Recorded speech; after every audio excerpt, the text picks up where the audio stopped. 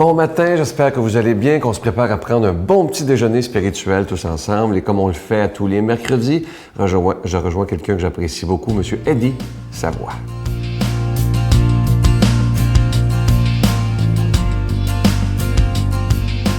Bonjour, M. Savoie. Bonjour, M. Sylvain. Vous allez bien? Excellent. Comme toujours. Eh oui, on va vous dire une chose, comme aux résidences Soleil. Oui, tout à fait. Monsieur Savoie, on sait que, bon, au Québec, tout le monde vous connaît. On sait que vous êtes un homme qui réussit autant dans sa vie que dans la vie. Mais je sais que vous avez connu la pauvreté, la vraie pauvreté. Les gens ont peut-être de la misère à s'imaginer ça en pensant que vous êtes né dans la richesse et tout ça. C'était quoi cette époque-là, cette grande pauvreté? Bien, je vais vous dire une chose. M. Sylvain, je suis venu au monde au Nouveau-Brunswick, à Kedgewick, dans une petite place où est-ce qu'il y avait peut-être, je ne sais pas, maximum, dans le rang où se rajoutait peut-être 15-20 maisons. Puis, c'était pas évident. Mon père, c'était un bûcheron. Puis, quand tu es bûcheron, puis ma mère, ben, elle avait un petit commerce, un petit dépanneur, mais avec le nombre de personnes que là, tu peux jamais évoluer. Tu es toujours à la dernière scène. Ça fait que c'était pas toujours évident. Tu sais, on mangeait quand même bien, mais des fois, c'était quand même assez serré dans le budget. Mais, vous savez, quand on est dans une famille quand même qui n'a pas de moyens énormes, c'est pas toujours évident non plus. Mais on a connu tellement de choses fantastiques parce que quand il arrivait le temps des fêtes, c'était fantastique.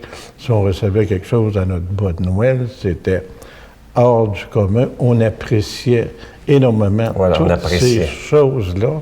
Puis pour nous, là, on se disait une chose, on est chanceux parce qu'il y en avait bien dans notre entourage qui n'avaient pas. Puis ma mère avait des idées quand même extraordinaires. J'ai vu juste que ma mère tricotait quand même des sets pour les enfants. Moi et mon frère, on allait vendre ça dans les alentours, là, dans le village, à 5 cents pour un billet, etc., etc. Fait que ça nous a permis quand même de se développer un peu. Mais je peux vous dire une chose, quelqu'un comme moi qui a connu quand même ce que c'était de ne pas avoir d'argent, ça m'aide aujourd'hui aussi à être capable de réfléchir quand des gens arrivent chez nous qui ont simplement que leur passion, de dire « il me faut que moi je fasse quelque chose ». Puis dans tout ce que je fais aujourd'hui dans ma vie, ma vision est d'essayer quand même de dire les gens qui n'ont pas été choyés dans leur vie, de travailler avec des fonds de pension, il faut qu'ils soient ça, quand même beaucoup, hein? Bien... Que les gens puissent aller vivre chez vous, au Résidence Soleil, même s'ils n'ont que leur pension. Là. Exactement. Pour moi, c'est un grand défi. Puis je peux vous dire une chose, ça nous apporte du succès énormément parce que les gens reconnaissent ça. Puis beaucoup d'organisations qu'on travaille avec eux autres, que ce soit gouvernemental, institutionnel, les banques, tous ces gens-là apprécient énormément ça. Merci, M. Savoie. Ça m'a fait plaisir. Bonne journée. Notre Père qui es aux cieux, que ton nom soit sanctifié, que ton règne vienne, que ta volonté soit faite sur la terre comme au ciel. Donne-nous aujourd'hui notre pain de ce jour. Pardonne-nous nos offenses, comme nous pardonnons aussi à ceux qui nous ont offensés. Et ne nous soumets pas à la tentation, mais délivre-nous du mal. Car c'est à toi qu'appartiennent le règne, la puissance et la gloire pour les siècles des siècles. Amen. Un acte d'amour pour Noël. Les Résidences Soleil sont fiers d'offrir un appartement entièrement meublé sans frais et ce, à vie dans l'une de ces 14 résidences du Québec. Vous connaissez une personne pour qui ce cadeau exceptionnel ferait toute la différence? Écrivez-nous en quelques lignes à l'adresse suivante ou par courriel pourquoi la personne de votre choix ou vous-même devrait se mériter cet appartement sans frais pour le reste de sa vie. Imaginez vivre la période du bel âge sereinement et en toute sécurité dans l'une des 14 Résidences Soleil du Québec. Les inscriptions ont lieu du 15 septembre au 15 novembre 2013.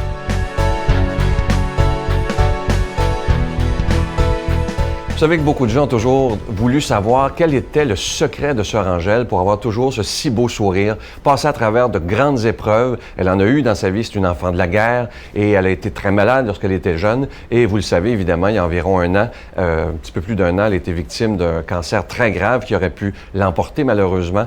Mais elle a gardé une attitude tellement positive à cause de sa foi. Et un jour, elle me dit, Sylvain, ce qui m'a guéri, c'est la prière. Et à cause de milliers de personnes qui ont prié pour elle, elle m'avait dit une phrase qui est tellement belle. C'est le titre du nouveau livre qu'on a fait ensemble. La prière est mon paratonnerre. Ce livre vient aussi avec le CD audio, si vous préférez l'écouter. C'est avec ma voix et la voix de Sœur Angèle. Alors, je vous rappelle que c'est avec un don de 25 $ si vous en voulez un et un don de 40 $ si vous en voulez deux. Je vous donne l'adresse en vous remerciant de tout cœur pour votre don en ce mois de septembre. Alors, la Victoire de l'amour, casier postal 120, succursale Boucherville à Boucherville. Le J4B 5E6, je vous la redonne. La Victoire de l'amour, casier postal 120, succursale Boucherville à Boucherville. Le J4B 5E6. Également par carte de crédit du lundi au vendredi de 9h à 16h dans le 514-523-4433, 523-4433 ou sans frais le 1-888-811-9291, 1-888-811-9291 et aussi sur notre site internet le www.lavictoiredelamour.org et également sur notre page Facebook. Je vous invite à venir nous voir d'ailleurs, on est plus de 20 quelques mille maintenant qui sont sur la page Facebook de la Victoire de l'amour. Venez nous visiter, je vous lis à tous les jours. Vous donnez tellement de beaux témoignages.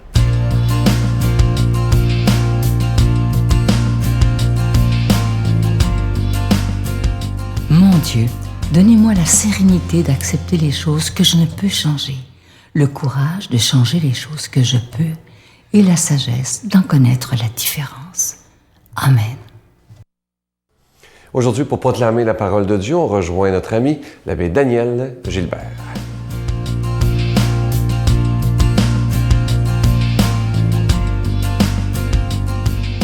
Jésus convoqua les 12 et il leur donna pouvoir et autorité pour dominer tous les esprits mauvais et guérir les maladies. Il les envoya proclamer le règne de Dieu et faire des guérisons.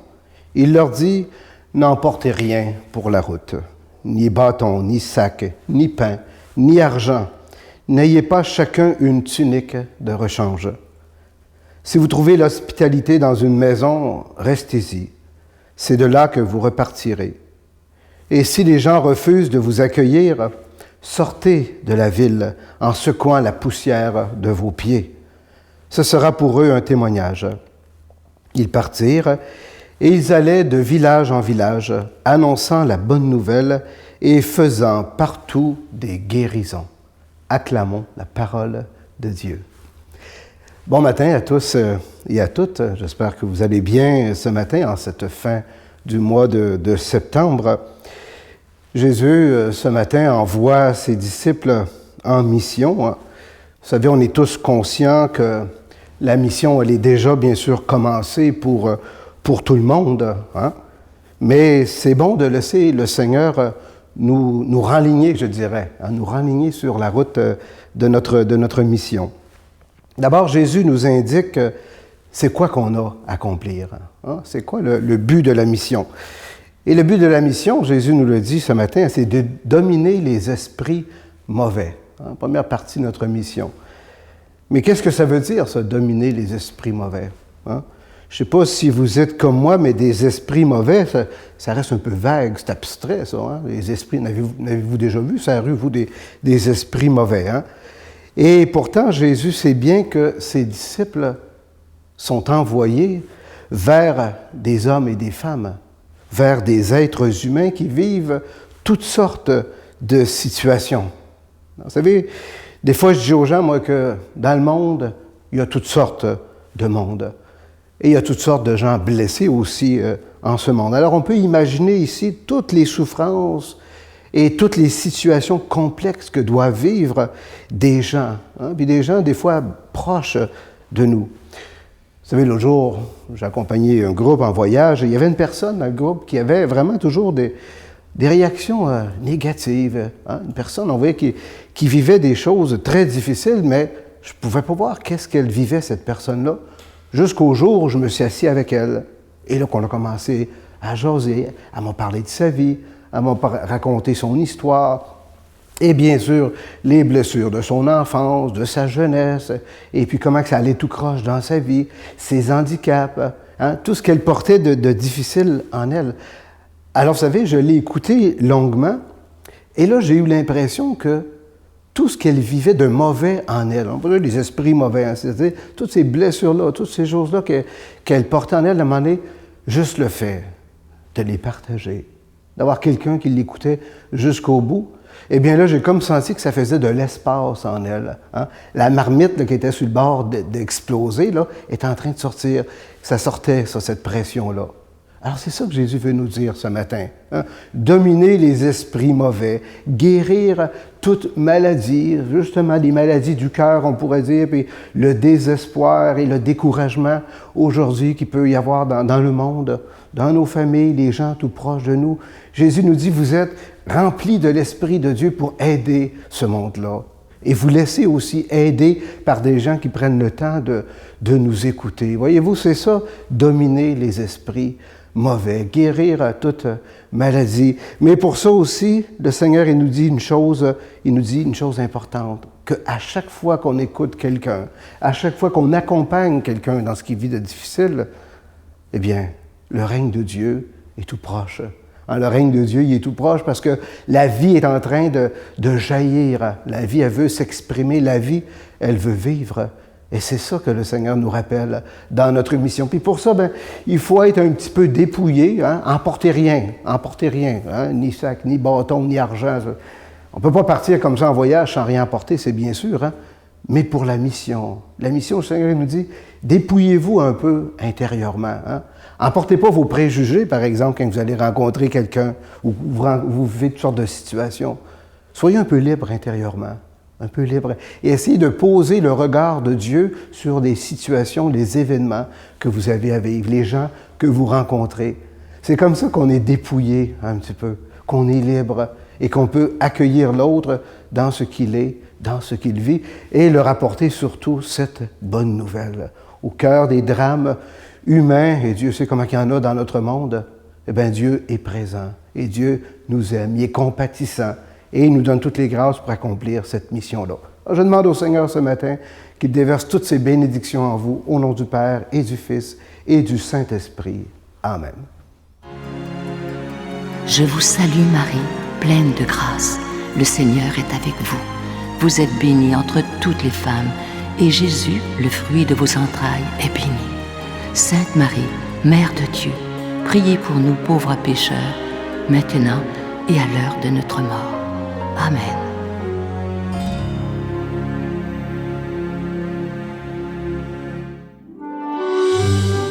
La Victoire de l'amour vous invite à vivre un pèlerinage en Italie à la rencontre de Saint François d'Assise et du pape François, en compagnie de l'abbé Robert Lemire et de Sylvain Charon.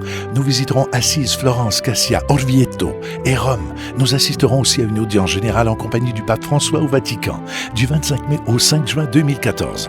Informations et réservations, voyage intermission au 514-288-6077. Sans frais, 1-800-465-3255.